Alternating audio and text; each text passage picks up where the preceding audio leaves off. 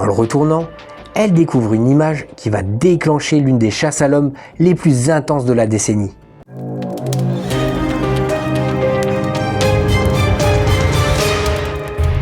Bonjour à tous et bienvenue sur les enquêtes de Phil.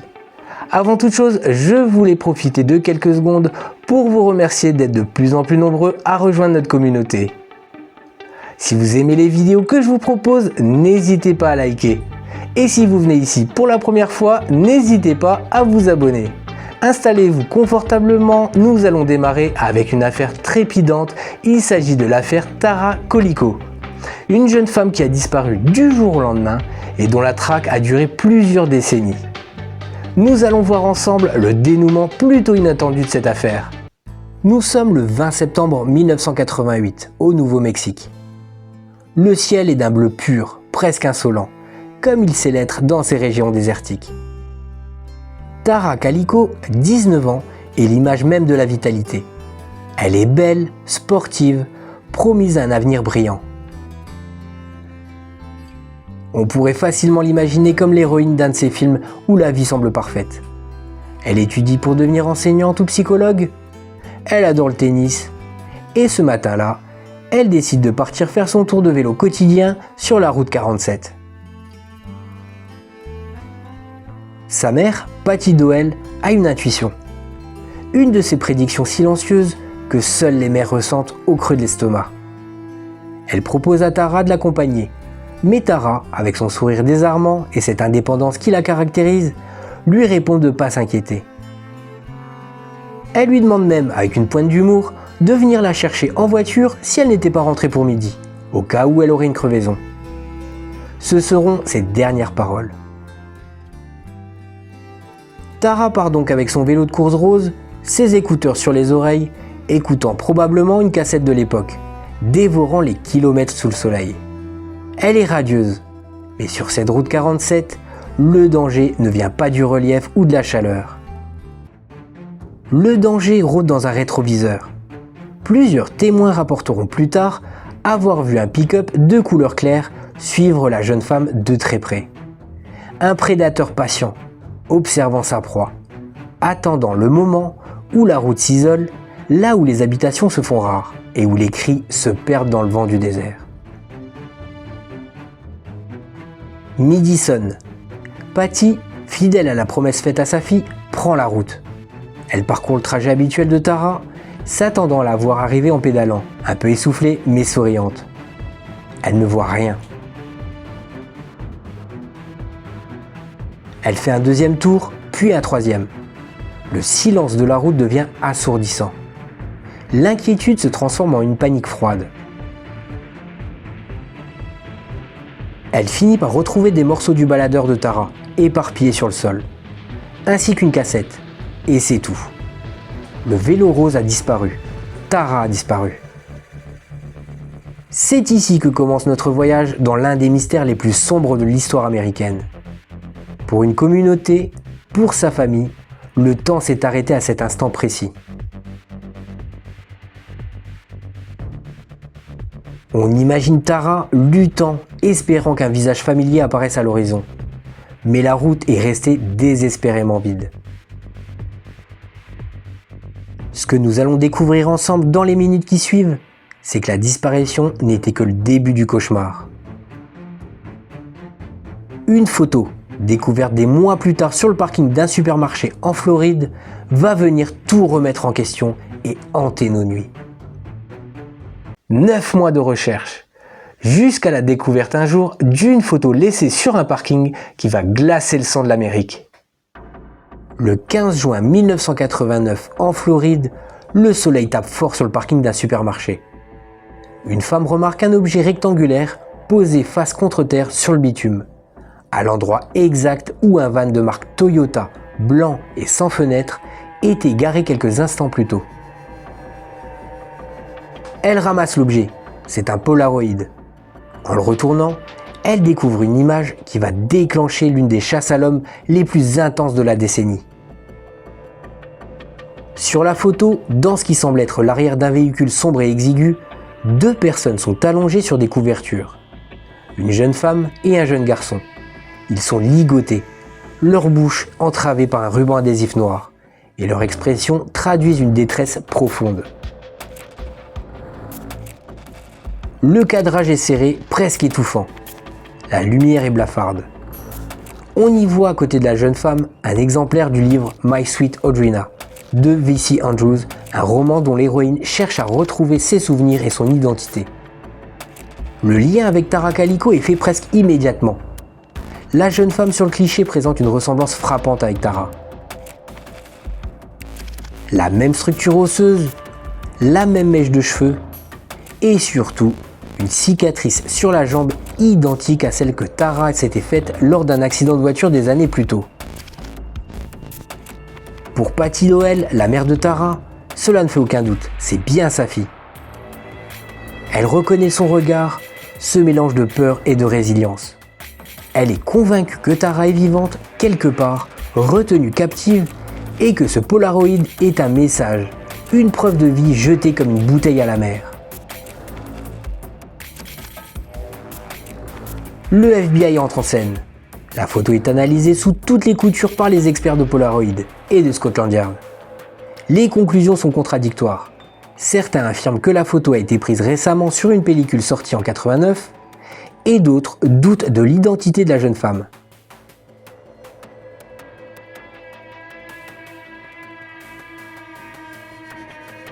Le petit garçon sur la photo est identifié par une autre famille, comme étant Michael Henley, disparu lui aussi au Nouveau-Mexique. Mais l'enquête prend un tour tragique quand les restes de Michael sont retrouvés plus tard dans les montagnes, non loin du lieu de sa disparition, suggérant qu'il est mort d'exposition peu après s'être perdu. Si le garçon n'était pas Michael, alors qui est la jeune femme? Est-ce vraiment Tara? L'énigme du Polaroid devient le centre névralgique de l'affaire. La police inspecte le van blanc, mais celui-ci s'est volatilisé dans la circulation de Floride avant d'avoir pu être intercepté.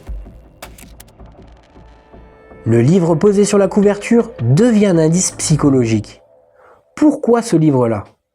Est-ce un choix de la victime ou une mise en scène macabre du ravisseur? L'ambiance de ce chapitre de l'enquête est saturée par cette image fixe, ce fragment de réalité figé dans le temps qui semble nous crier une vérité que nous n'arrivons pas à déchiffrer. La presse s'empare de l'image, elle tourne en boucle sur toutes les chaînes de télé. Chaque foyer américain observe ce visage, essayant d'y lire un indice, une localisation, un espoir. Pour Patty, chaque jour est désormais une lutte entre l'horreur de voir sa fille ainsi traitée et l'espoir fou que si elle est sur cette photo, elle peut encore être retrouvée. La route 47 du Nouveau-Mexique et le parking de Floride sont désormais liés par un fil invisible et terrifiant. Nous plongeons ici dans le cœur du mystère, la transition entre une disparition inexpliquée et la preuve brutale, physique, d'une séquestration organisée.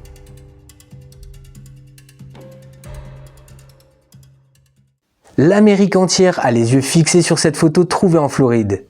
Mais au Nouveau-Mexique, les langues commencent à se délier. Et la vérité est bien plus sombre que ce qu'on imaginait. Le Nouveau-Mexique est une terre de contraste, où la beauté des paysages désertiques cache parfois des secrets profondément enfouis. Autour de Belen, là où Tara a été vue pour la dernière fois, l'enquête locale piétine. Mais les rumeurs, elles, ne s'arrêtent pas.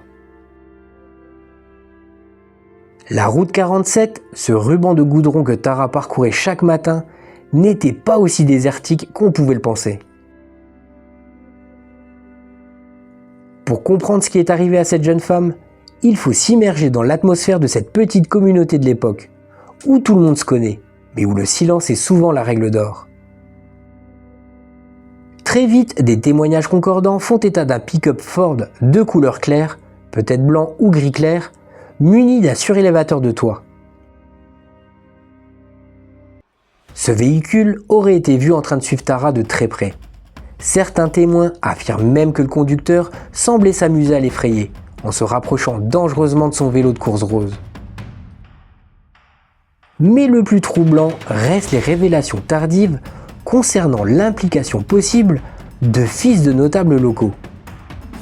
Des années après les faits, un ancien shérif du comté de Valencia, René Rivera, a jeté un pavé dans la mare. Il a affirmé savoir exactement ce qui était arrivé à Tara. Selon sa théorie, basée sur des confidences de témoins trop effrayés pour parler officiellement, Tara aurait été victime d'un accident tragique qui aurait mal tourné. Un groupe de jeunes hommes conduisant le fameux pick-up l'aurait percuté accidentellement. Pris de panique et craignant les conséquences juridiques et sociales pour leurs familles respectives, ils auraient décidé de ne pas appeler les secours. L'histoire devient alors macabre. Plutôt que de porter assistance à Tara, ces individus l'auraient enlevé, ainsi que son vélo, pour faire disparaître toute trace de l'accident. Le silence se serait alors installé comme une chape de plomb sur la ville. Les parents de ces jeunes, occupant parfois des positions d'influence, auraient aidé à couvrir le crime.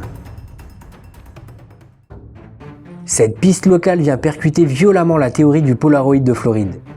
Si Tara était victime d'un accident au Nouveau-Mexique et que son corps a été caché dans les environs, alors qui est la jeune femme ligotée sur la photo? Deux réalités s'affrontent. D'un côté, une mère qui veut croire à la survie de sa fille à travers une image terrifiante. De l'autre, une réalité policière locale qui suggère une fin beaucoup plus directe et brutale. Pour Patty Doel, accepter la piste de l'accident local signifiait renoncer à l'espoir de retrouver Tara vivante. L'enquête s'intéresse aussi à d'autres prédateurs. À l'époque, plusieurs individus suspects rôdaient dans la région. Des hommes avec des antécédents de violence envers les femmes, des solitaires qui utilisaient l'immensité du désert pour masquer leurs actes. Chaque ferme isolée, chaque puits abandonné devient alors un site potentiel de fouilles. Les enquêteurs passent au peigne fin des zones arides, espérant trouver un éclat de métal rose appartenant au vélo ou à un vêtement. Mais le désert garde ses secrets avec une efficacité redoutable. Le vent balaye les traces et le soleil efface les souvenirs. Tout le monde pensait que le cliché retrouvé en Floride allait faire avancer l'enquête. Deux nouveaux clichés allaient tout bouleverser. Le Polaroid de Floride, celui du van blanc, est le plus célèbre, mais il n'est pas le seul à avoir hanté les enquêteurs. Peu de temps après la médiatisation de l'affaire, deux autres photographies ont surgi dans des circonstances tout aussi étranges, comme si le ravisseur s'amusait à semer des miettes de pain macabres à travers le pays. La deuxième photo a été trouvée près d'un chantier de construction à Montecito, en Californie. C'est un cliché flou, montrant le visage d'une jeune femme dont la bouche est recouverte d'un ruban adhésif. Le fond semble être un tissu rayé, rappelant étrangement l'oreiller que l'on aperçoit sur la première photo du van. Bien que la qualité soit médiocre, Patty Doel est une nouvelle fois frappée par la ressemblance. Les sourcils, la forme des yeux, tout semble crier le nom de Tara. Pourtant, les experts sont divisés. S'agit-il d'une mise en scène de mauvais goût par un imitateur ou de la suite du calvaire de la jeune femme? Et la troisième photo, qui est la plus troublante d'un point de vue symbolique. On y voit une femme dont les traits rappellent encore une fois Tara, assise dans un train de la ligne Amtrak. Elle est aux côtés d'un homme dont l'identité reste inconnue. Sur ce cliché, elle n'est pas ligotée et elle n'est pas bâillonnée.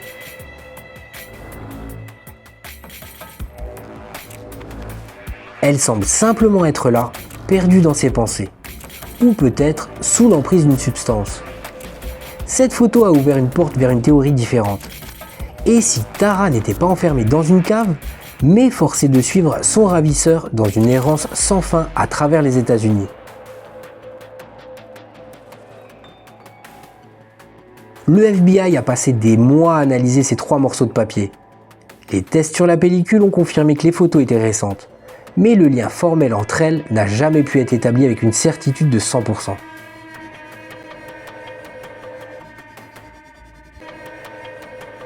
Cette incertitude est un véritable poison. Pour les spectateurs de l'époque et pour nous aujourd'hui, c'est ce sentiment de presque qui est aussi cruel. On est presque sûr que c'est elle. On est presque sûr de l'endroit, mais la vérité glisse entre les doigts comme du sable. Pendant que ces photos circulent, l'enquête prend une dimension psychologique. On commence à dresser le portrait du ravisseur potentiel. Ce n'est pas un criminel impulsif. S'il est l'auteur de ces clichés, c'est un homme qui aime le contrôle, qui savoure la peur de ses victimes et l'impuissance des familles. Un prédateur qui se nourrit de l'attention médiatique.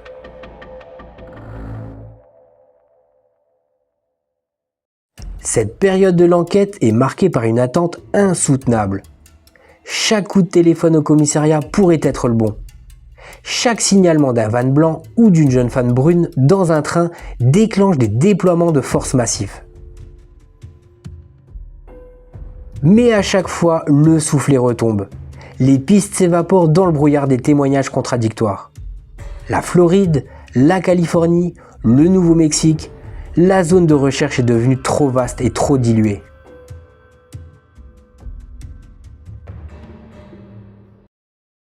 Derrière chaque mystère se révèle une femme qui refuse d'abandonner. Patty Doyle était de celle-ci. Ce n'était pas simplement une mère, mais c'était une personne pleine de courage qui refusait la fatalité à chaque instant. La disparition de Tara n'a pas seulement laissé un vide, elle a créé un séisme dans la vie de sa mère, Patty Doyle. Pour comprendre l'intensité de cette affaire, il faut s'imaginer la force qu'il faut pour se lever chaque matin en sachant que le visage de son enfant est placardé sur des milliers de murs sous l'étiquette « disparu ». Patty n'était pas une femme qui se laissait abattre par le silence des autorités ou la lenteur des procédures. Elle est devenue le moteur de l'enquête, celle qui rappelait sans cesse au FBI et aux médias que Tara l'attendait toujours. Patty a transformé sa propre maison en un centre de crise. Elle a appris à décoder le langage policier, à harceler les procureurs et à garder l'intérêt du public en éveil, même quand les photos commençaient à jaunir. C'est une dévotion absolue qui force le respect. Elle incarnait cette figure de protectrice, celle qui ne recule devant rien pour protéger ou retrouver les siens. Son combat a d'ailleurs permis de mettre en lumière les failles béantes dans la gestion des disparitions d'adultes à l'époque, poussant à une meilleure coordination entre les États. Et malheureusement, cette enquête a eu un prix terrible. La santé de Patty s'est dégradée sous le poids du stress et du chagrin. Imaginez la torture psychologique de regarder ce Polaroid du van blanc tous les jours, de scruter les yeux de cette jeune femme ligotée et de se demander « est-ce que c'est toi ?» Ce lien entre la mère et la fille, bien que physiquement rompu, restait plus vivant que jamais à travers la souffrance. Pendant ce temps, au Nouveau-Mexique, l'enquête locale prenait une tournure plus politique. Le shérif René Rivera, dont nous avons parlé, continuait d'affirmer que les coupables étaient protégés par leur statut social. Cette dualité dans l'enquête est insupportable. D'un côté, une mère qui cherche sa fille vivante à travers des photos mystérieuses, et de l'autre, une police locale qui suggère que le corps est peut-être enterré à quelques kilomètres de chez elle, par des gens qu'elle croise peut-être au supermarché. C'est le cauchemar ultime de toute petite communauté.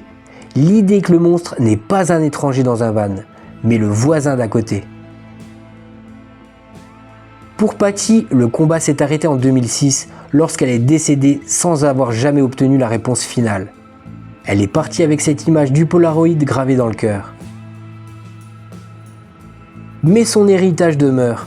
Grâce à elle, l'affaire de Tara Calico n'est jamais devenue une cold case oubliée dans un carton poussiéreux.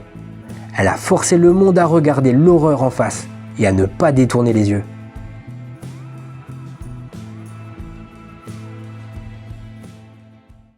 Le temps efface les traces, Mais délie le silence. Des années après le départ de Paty, la justice commence enfin à mettre un nom sur des ombres. Pendant des décennies, l'affaire Tara Calico a été traitée comme un mystère insoluble, une énigme hantée par une photo venue de Floride. Mais derrière le rideau de fumée médiatique, les enquêteurs n'ont jamais totalement abandonné la piste locale du Nouveau-Mexique. En 2008, un tournant décisif a eu lieu lorsque le shérif René Rivera a déclaré publiquement qu'il savait qui était le responsable. Selon lui, il ne s'agissait pas d'un tueur en série mystérieux ni d'un ravisseur, mais de deux hommes, des adolescents à l'époque, qui auraient causé la mort de Tara par accident. Ceux-ci ont dissimulé son corps avec l'aide de complices. Pourquoi aucun procès n'a-t-il eu lieu à ce moment-là ? La réponse est aussi frustrante que récurrente dans les affaires criminelles. Le manque de preuves matérielles. Sans corps et sans aveu formel devant un juge, la justice est restée impuissante. Pourtant, l'enquête a révélé que des témoins auraient vu le vélo de Tara dans la benne d'un pick-up, peu après sa disparition. On murmure que le vélo aurait été broyé dans une casse locale appartenant à une famille influente. Ce sentiment d'une vérité étouffée par le poids des relations sociales est sans doute ce qu'il y a de plus insupportable dans cette enquête. On imagine le courage qu'il a fallu aux quelques personnes qui ont osé briser l'omerta. En 2013, une équipe de travail pluridisciplinaire a été formée, incluant des agents du FBI et des experts en cold case. Ils ont repris chaque centimètre carré de la route 47, utilisant des technologies que Paty Doel n'aurait jamais pu imaginer. Radar à pénétration de sol, analyse ADN avancée et cartographie numérique des courants de pensée de la communauté de Belen. En 2019, l'enquête a été officiellement réouverte par le FBI, avec une récompense de 20 000 $ pour toute information menant à une arrestation.